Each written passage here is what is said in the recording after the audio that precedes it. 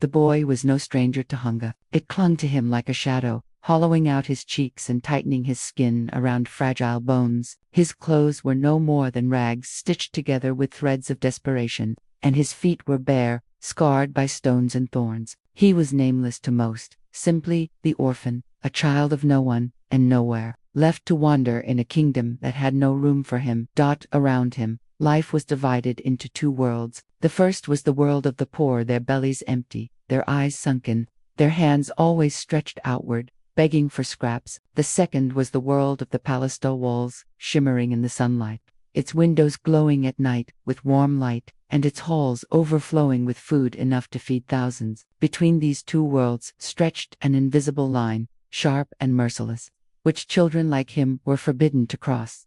But hunger is a merciless master. It tightens its grip until pride breaks. The boy tried to beg, but begging carried its own pain. The marketplace people mocked him when he reached out his trembling hands. Some pushed him aside, others spat, muttering that even stray dogs deserved more pity than a child who was nothing but a reminder of death and loss. He had learned to bow his head and take the insults in silence. Yet each night his stomach roared louder, twisting as though clawing itself from within. One evening, when the sun had dipped low and the kingdom lay bathed in the quiet of twilight, the boy found himself near the palace gates. The air carried with it a sweetness so rich it made his knees weak. Roasted lamb, baked bread, spices he had never tasted all, drifted toward him like whispers from another world. His heart thudded painfully. He pressed a trembling hand against the wooden gate, knowing well that beyond it lay forbidden treasure.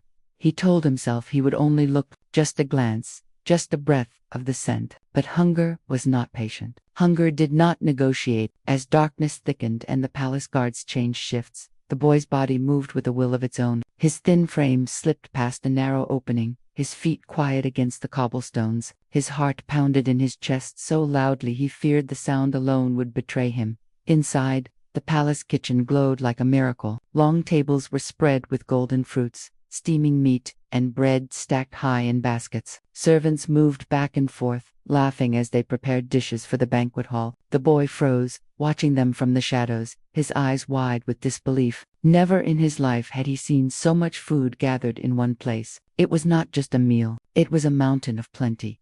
His stomach cramped violently. His hands shook as he pressed them against his chest, fighting the gnawing ache. He whispered to himself that he should leave before anyone saw him, that this place was not for him. But then he saw a tall small loaf of bread left at the edge of the table, as if forgotten, as if waiting for him. The world seemed to hold its breath. The boy stepped forward, each movement slow and careful, his eyes darting toward every shadow. He reached out, fingers trembling. For him, this was not theft, it was survival. He had no gold, no family, no name. All he had was hunger, and this bread stood between him and another night of agony. His fingers closed around it, the warmth of the loaf seeped into his palm, and for the first time in days, he felt life. His chest rose with a trembling sigh, but even as he lifted the bread toward his lips, fear crept in. He knew that one bite of this food might change everything, and in that moment between hunger and hope, between life and punishment, the orphan crossed the line that divided the two worlds. The bread never reached his lips. A hand, rough and merciless, clamped down on his wrist. The boy gasped as the loaf fell from his grasp and landed on the polished floor with a dull thud. Before he could move, another hand yanked his thin body backward, dragging him out of the shadows. His heart hammered wildly as he looked up into the cold, unflinching eyes of a palace guard. "Thief," the man growled, his voice sharp as iron. The boy tried to speak, to explain, but no words came out. His throat tightened. He had no excuses, only hunger. And hunger was not a language men of power understood. The guard's fist struck him across the face. Pain burst through his skull as the boy fell to the ground. Shouts echoed across the kitchen. Servants froze, their laughter silenced, their hands trembling as they watched the scene unfold. Some turned away, pity flickering in their eyes. Others whispered prayers under their breath, for they knew what was to come. Dragged through the corridors, the orphan's feet scraped against the stone floor. He kicked weakly, but the guards were too strong. He was hauled into the open courtyard, where torches flickered against the night sky. Word spread quickly: a boy has stolen food from the king's kitchen. Within moments, nobles, servants, and commoners pressed against the walls, eager to see the punishment. At the center stood the royal guard captain, a tall figure armored in steel, his face as hard as stone. He was known throughout the kingdom for his cruelty. Mercy was not a word he believed in. When the guards threw the boy at his feet, the captain looked down with a sneer. An orphan dares to touch the king's bread. His voice thundered through the courtyard. Then let him serve as a lesson. The boy whimpered. His body shook, his knees scraping against the ground. He tried to speak, but the captain raised a hand, silencing him. The order was given. The first strike came from a whip. Its lash tore across his back, sharp as fire. The boy cried out, his voice breaking the heavy silence of the crowd. Another strike followed, then another. His small body jerked with every blow, blood mixing with dirt on his skin. The crowd shifted uneasily. Some watched with cruel satisfaction, others with quiet horror. From a balcony above, the king appeared, draped in royal robes, his crown glinting in the firelight. He stood tall and silent. His expression was unreadable. He did not lift a hand to stop the punishment, nor did he turn away. His eyes followed each lash, cold and distant, as though he were watching not a boy, but a shadow of no consequence. The servants near the courtyard could barely watch. One young maid bit her lip so hard it bled. She wanted to step forward, to cry for mercy, but fear chained her in place. To speak against the guard captain was to invite death. So she lowered her gaze, tears slipping silently down her cheeks. The punishment dragged on, until the boy collapsed. His body trembled with every shallow breath, his eyes blurred with tears, his lips split and bleeding. Still, the whip came down once more, its crack echoing into the night. Finally, the captain lowered his arm. He spat on the boy and turned to the crowd. "This is the price of defiance," he declared. "Let none forget it." The boy was left crumpled on the ground, his body broken, his spirit battered. Yet even in his pain, his fingers twitched toward the loaf of bread lying in the dirt. He had not tasted it, but his hunger remained. His punishment had given him nothing but pain and shame. The king turned without a word and disappeared back into the shadows of the palace. The crowd began to disperse, murmurs rippling through them. Some whispered that the punishment was too harsh, others that it was just. A few shook their heads, wondering how a kingdom could be so full of food, yet so merciless to a starving child.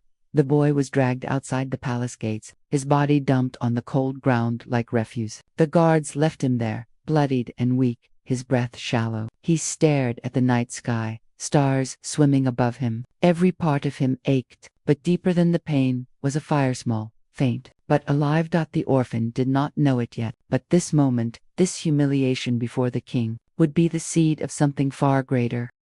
The night after his punishment, the boy lay in the dirt outside the palace walls, broken in body and spirit. His skin burned with cuts and bruises, each breath slicing through him like knives. He could not move, he could not even cry. Only the stars above seemed to keep watch, distant and silent witnesses to his suffering. When morning came, the streets stirred with life again. Merchants set up stalls, children ran past, and villagers hurried about their day. Some saw the boy lying there and looked away quickly. Others muttered curses, calling him a thief who got what he deserved. A few children, braver and crueler than the rest, threw stones at him and laughed at his weakness. Each rock stung, but what hurt more was their laughter. It pierced deeper than the whip ever had. No one helped him. No one carried him to shelter. He was a reminder of shame, and people feared being associated with him. Hunger and pain became his only companions. Days passed, slowly, painfully. The boy crawled away from the palace walls, dragging his broken body to the alleys where he used to sleep. There, he nursed his wounds alone. He pressed dirty cloth to his cuts, washed them with gutter water, and forced himself to eat scraps left behind by dogs. His body healed in time, but the scars remained both on his skin and in his heart. Yet through all of this, the boy did not break. He refused to. There were nights when he curled into himself, shaking with pain and hunger, whispering to the darkness that it would be easier to die. But every time, something inside him pushed back. A stubborn spark, faint yet unyielding, reminded him that death would mean surrendering to the cruelty of those who despised him. If he gave up, then the beating, the humiliation, the laughter of the crowd, all of it, would win. He would not let them win.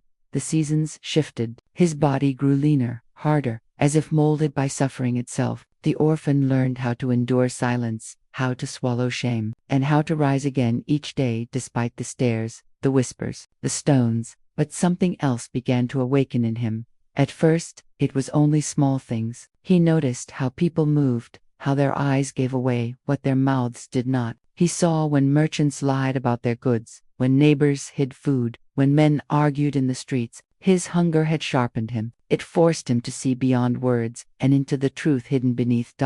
Then came the dreams. He would close his eyes at night, exhausted, and visions would come. Sometimes they were of fire sweeping through the land, sometimes of rivers overflowing, sometimes of faces he did not know but would later see. The dreams frightened him, but he learned to pay attention. Once, he saw a storm destroying the market, and days later heavy winds tore through, just as in his vision. The whispers of the people began to change. They still called him cursed, but some also began to call him strange, even touched by something greater. Children still mocked him, but a few villagers now watched him with cautious respect, whispering that perhaps suffering had carved something unusual into this orphan. And still, the memory of the beating lived inside him. He could not forget the feel of the whip, the roar of the crowd, the cold eyes of the king watching from above. That moment was burned into his soul, but instead of crushing him, it shaped him. It reminded him that the world was unjust, that those in power cared little for the weak.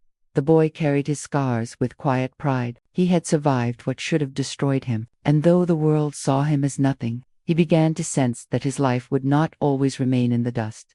One evening, as the sun set behind the palace walls, he sat in the same place where he had once begged. He no longer stretched his hands out to strangers. Instead, he watched, silent and observant. His hunger had not gone, but it had transformed into something deeper. He was no longer just a starving orphan. He was a soul being forged, piece by piece, by fire and suffering.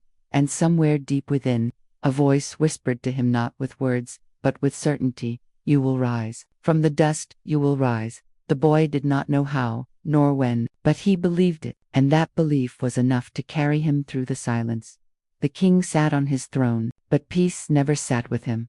The palace was filled with splendor, golden pillars, flowing silks, and musicians who played to banish silence. Yet no song could ease the weight pressing down on his chest. Each day he looked out across his kingdom, and what he saw was not strength, but cracks spreading like veins through stone. The land was growing restless. Famine whispered through the villages, carried on the cries of hungry children. Drought withered the fields, leaving stalks brittle and dry. Traders who once brought riches from far-off lands now avoided the kingdom, muttering that the gods had turned their faces away. And at the borders, enemies stirred, watching with eager eyes, waiting for the moment to strike.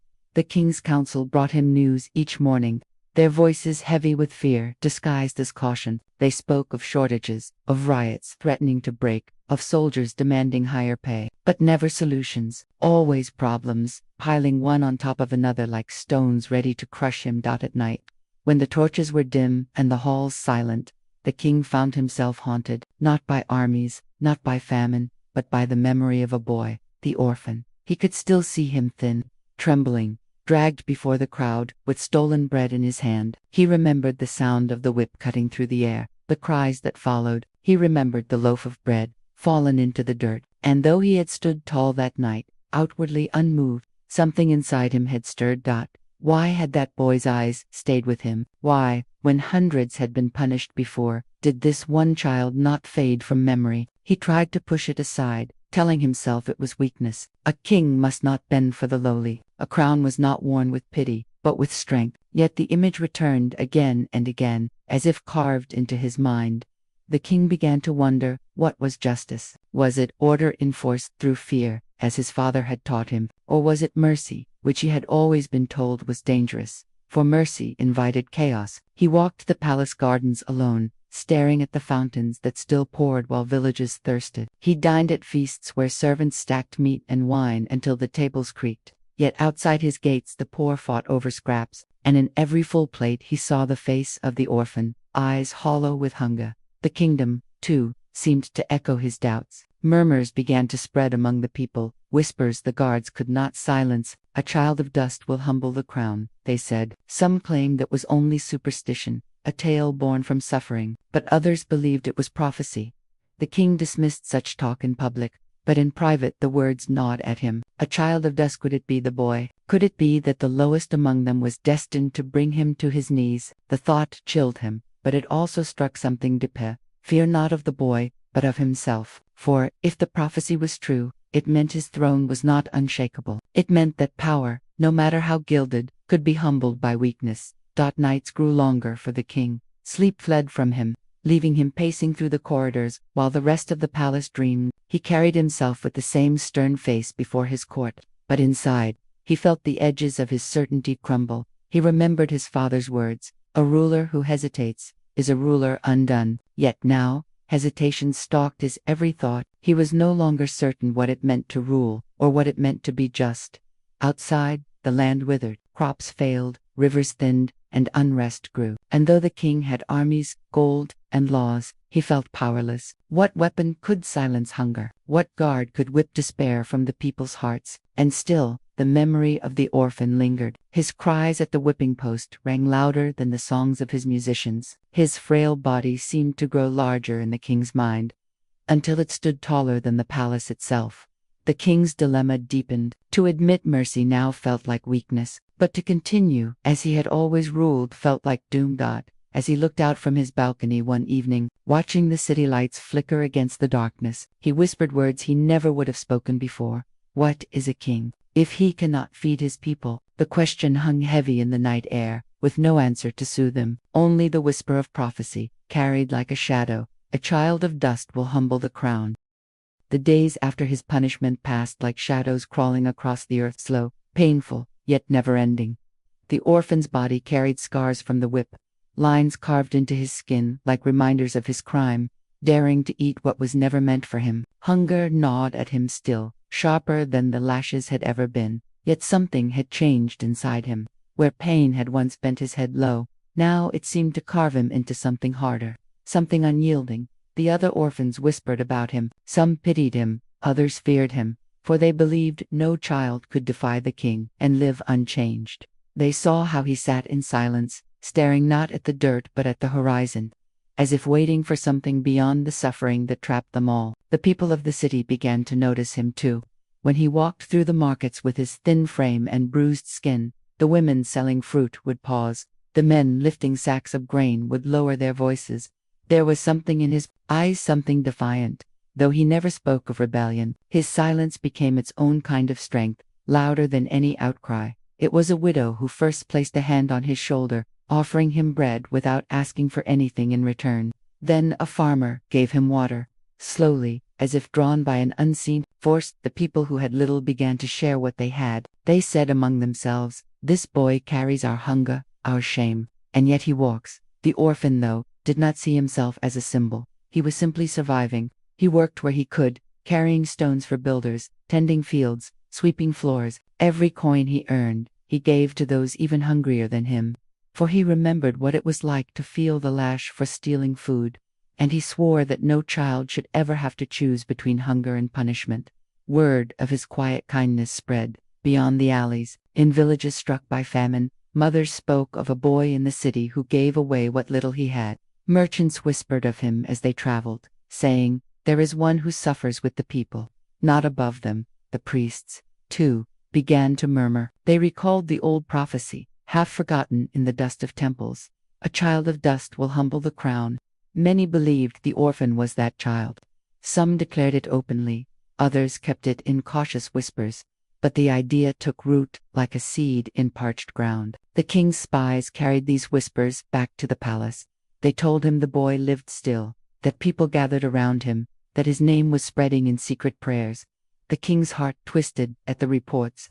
Part of him burned with fear that the prophecy was true. Another part, quieter yet persistent, wondered if perhaps this boy carried something the crown had never given, hope. Meanwhile, the orphan grew not in body, for hunger still kept him lean, but in spirit. He no longer flinched when soldiers passed. He no longer bowed his head when nobles sneered. He had been beaten, humiliated, left to starve, and yet he still stood to the people. That alone was victory. In the square where he had once been whipped, beggars now gathered around him at night. They asked him to speak, not because he claimed wisdom, but because his silence itself felt like truth. When he finally spoke, his words were simple. "We are not less because we are hungry. We are not dust because the crown calls us dust. We are people, and people cannot be forgotten forever." Those words, carried by every ear that heard them, spread like fire. The city began to stir. Small acts of courage bloomed, bread passed hand to hand, water shared even when wells ran low, neighbors shielding one another from guards. It was not rebellion yet, but it was something more dangerous: unity.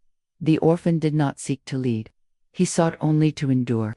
But in his endurance, he became what the people lacked: a symbol that suffering could be survived, and dignity could still live in the shadow of a throne. When storms swept across the land, tearing roofs from homes and drowning fields, the people looked not to the king's palace but to the boy who still stood among them. When soldiers raised taxes on starving villages, the boy gave back his earnings so mothers could feed their children. The crown had power, the boy had nothing, yet the balance of faith was shifting. The king heard of this and grew restless.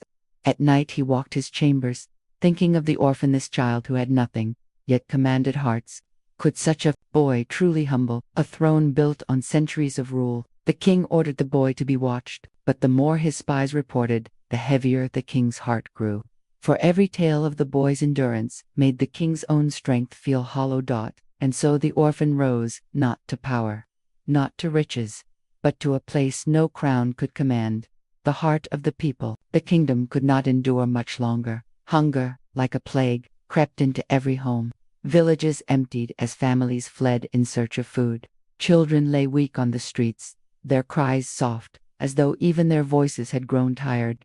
The rivers ran shallow, fields lay bare, and every day another spark of unrest flickered into flame. The king's council urged him to act with force, raise the soldiers, crush the whispers before they become shouts. But the king hesitated. The image of the orphan's hollow eyes gnawed at him.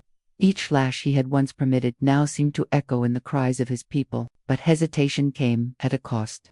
For, in the silence of the throne, the streets grew louder. The orphan had not called for rebellion, yet rebellion came.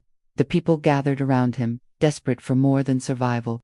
They no longer bowed as soldiers passed. They no longer trembled at the sight of the palace gates. They stood together, and in their unity was a strength more dangerous than any blade. The breaking point came not with swords, but with hunger. One morning a crowd of villagers marched toward the capital. They carried no weapons, only empty baskets and pots, held high as proof of their need. They filled the square, their voices rising together, not in violence, but in pleading: bread, water, mercy. The king looked from his balcony, his chest heavy with dread. This was not an army he could fight. This was his people, starving before his eyes. And among them, standing tall, though thin and scarred, was the orphan. The sight struck him like a blow.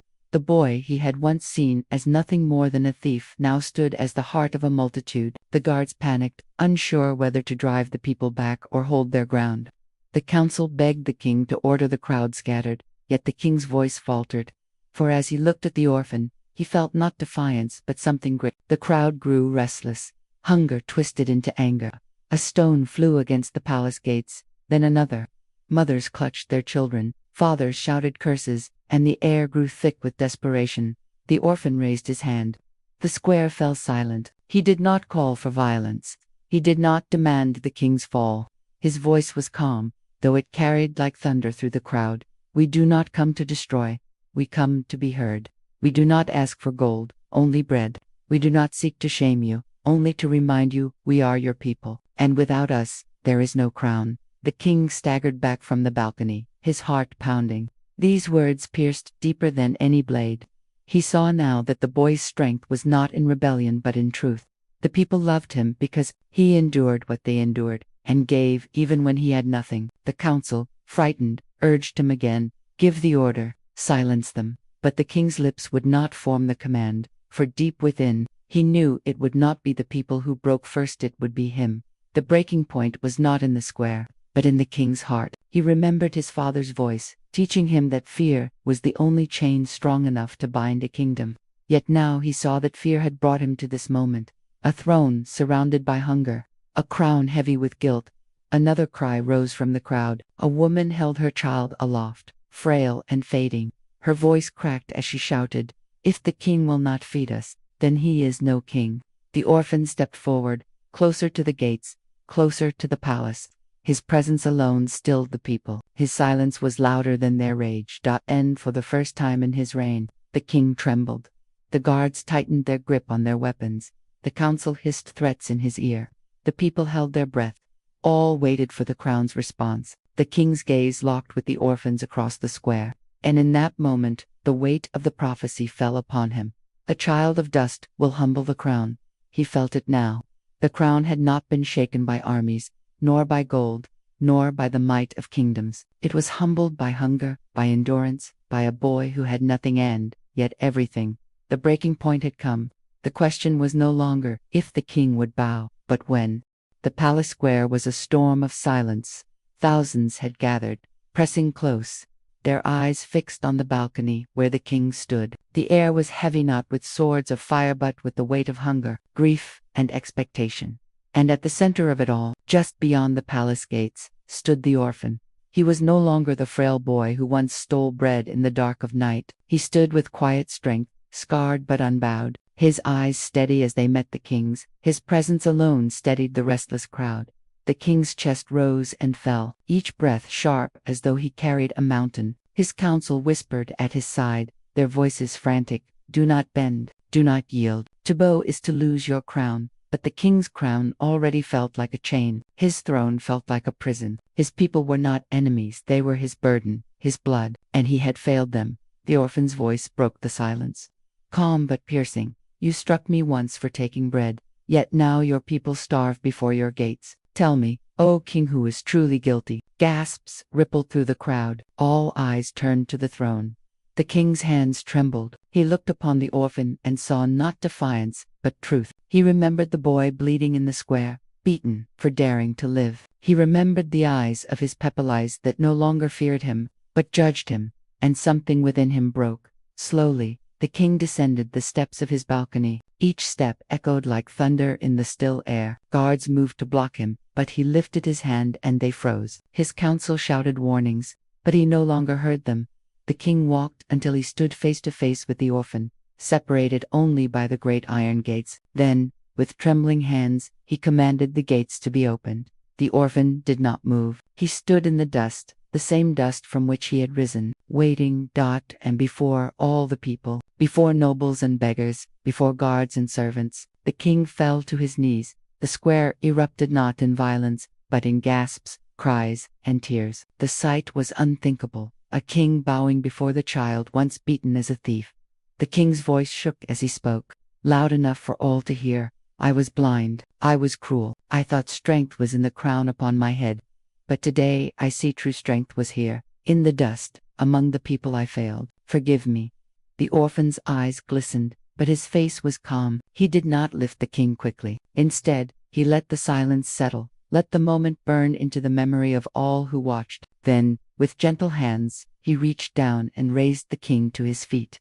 "I forgive," he said softly, "but let forgiveness be more than words. Let it live in justice, in mercy, in bread for the hungry." Tears streamed down faces in the crowd. Mothers clutched their children. Men bowed their heads. The palace itself seemed to breathe. The prophecy was fulfilled. The child of dust had humbled the crown. But it was not the king's shame that filled the square, it was hope. The bowing of the king did not end with a single gesture. It was the beginning of a new chapter for the kingdom.